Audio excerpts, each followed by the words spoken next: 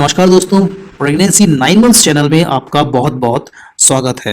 2022 का पहला जो ग्रहण था वो लगा था 30 अप्रैल को, जो कि एक सूर्य ग्रहण था।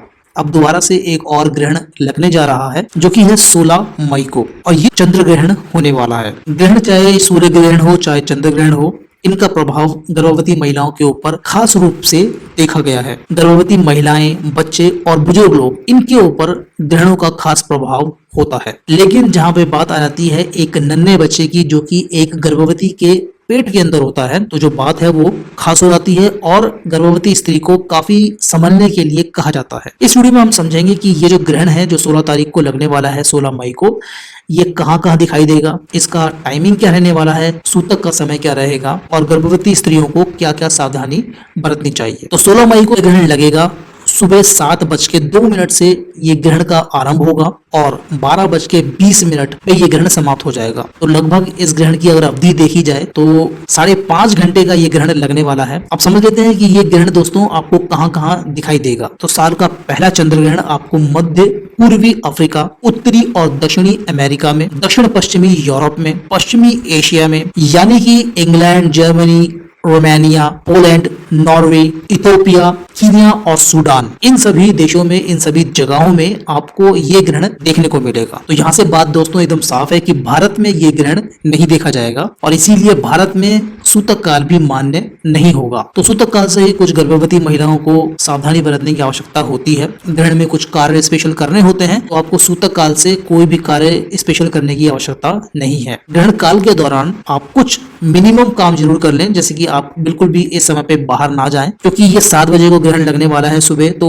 कोशिश ये करें कि आप इससे पहले ही अपना भोजन कर लें, और क्योंकि 12:20 पे खत्म हो जाएगा तो उसके बाद आप फिर दिन का अपना कार्य स्टार्ट कर सकते हैं। क्योंकि ग्रहण काल के दौरान बहुत सारी बातें कही जाती हैं। इस दौरान आपको खाना भी नहीं चाहिए, कुछ पीना नहीं चाहिए, कोई कार्य ऐसे नहीं करने चाहिए जिसमें आपके हाथों में नुकीली चीजें आए, जैसे कि चाकू हो गया, सुई हो गया, कोई भी धारदार वस्तु आपके हाथ में नहीं आनी चाहिए। खाने पीने की वस्तुओं में ग्रहण से पहले ही तुलसी का पत्ता डाल देना चाहिए, क्योंकि अगर किसी भी केस में आपको कुछ भी खाना या पीना हुआ तो आपको इन्हीं सामग्री का प्रयोग करना है, यही आपको खाना है अगर कुछ इमरजेंसी हो जाती है तो। ग्रहण काल में वैसे दोस्तों बहुत सारे और भी कार्य होते हैं, जैसे कि आपको सोना नहीं चाहिए, आप पेशाब भी नहीं जा सकते हैं, लेकिन आपको इतना कुछ फॉलो करने की आवश्यकता नहीं है क्योंकि भारत में ग्रहण नहीं लगने वाला है। लेकिन अगर आप ऐसे देश में रह रहे हैं जहाँ पे ग्रहण लगने वाला है और समय मैंने आपको बता दिया है, तो ये जो मैंने समय आपको बताया है ये है इंडियन स्टैंडर्ड टाइम के हिसाब से। आप अपने देश में अपने टाइम जोन के हिसाब से इस टाइम को कन्वर्ट कर सकते हैं। ऑनलाइन आप जाके dateandtime.com में जाके आप इस टाइम को कन्वर्ट कर सकते हैं अपने टाइम जोन के हिसाब से।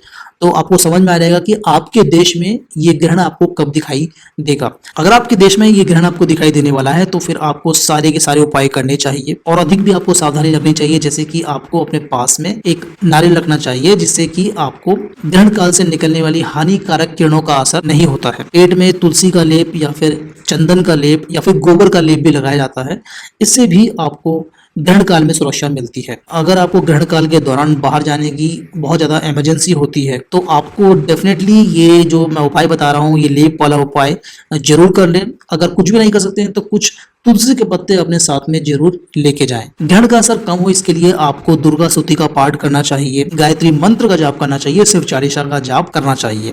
और ये जो भी आपको जाप करने हैं अपने स्थान पे बैठ के करने हैं, मंदिर में आपको कोई भी इस तरीके का कार्य नहीं करना है। ग्रहण काल के दौरान मंदिरों को बंद करने की प्रथा है, प्रतिमाओं को हाथ नहीं लगाया जाता है, भगवान की कोई भी चीजों को नहीं छुआ जाता है। अपने स्थान पे कहीं पे भी बैठ जाएं और ये मंत्रों का उच्चारण करें, इससे भी आपको काफी पॉजिटिविटी आएगी और ग्रहण का असर आपके ऊपर कम से कम होगा। अब दोस्तों क्योंकि भारत में तो सूतक नहीं लग रहा है, क्योंकि भारत में ये ग्रहण दिखाई नहीं देगा, लेकिन आपके देश में अगर ये ग्रहण लगने वाला है तो जो शुरुआत का समय है, जो कि मैंने बताया कि 7:02 सुबह से ये ग्रहण शुरू हो जाएगा, इससे 9 घंटे पहले का जो समय है वहां से सूतक काल भी शुरू हो जाता है।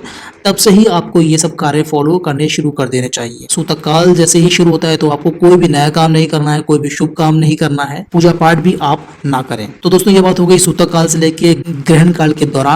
अब जैसे ही ग्रहण समाप्त होगा, जैसे कि मैंने बताया कि 12:30 बजे के अप्रोक्सीमेटली ये ग्रहण समाप्त हो जाएगा, उसके बाद गर्भवती महिला के लिए ये कहा जाता है कि उनको नहा लेना चाहिए। जो भी पुराने वस्त्र उन्होंने पहने हुए हैं उनको धो लेना चाहिए और नए वस्त्र धारण करने चाहिए। उसके बाद पूरे घर में गंगा जल से शुद्धिकरण करना चाहिए। सब जगह पे गंगा जल को छिड़कना चाहिए, जिससे कि जो ग्रहण का दूषित वातावरण बन गया है उसको घर से निकाला जा सके या फिर उसका असर को खत्म किया जा सके। और उसके बाद आपको ताजा बना हुआ खाना खाना है, क्योंकि आपने 5 घंटे से कुछ नहीं खाया हुआ होता है, इसीलिए आपको बहुत ही हैवी खाना नहीं करना है। फ्रूट्स खा सकते हैं, जूस पीजिए, यहाँ से शुरुआत करिए। इस वीडियो में दोस्तों इतना ही था। अगर आपको ये वीडियो अच्छी लगी है तो इस वीडियो को लाइक करें, इस वीडियो को शेयर करें। चैनल को सब्सक्राइब नहीं किया तो चैनल को सब्सक्राइब अवश्य करें। मिलेंगे अगली वीडियो में। इस वीडियो को देखने के लिए बहुत बहुत धन्यवाद।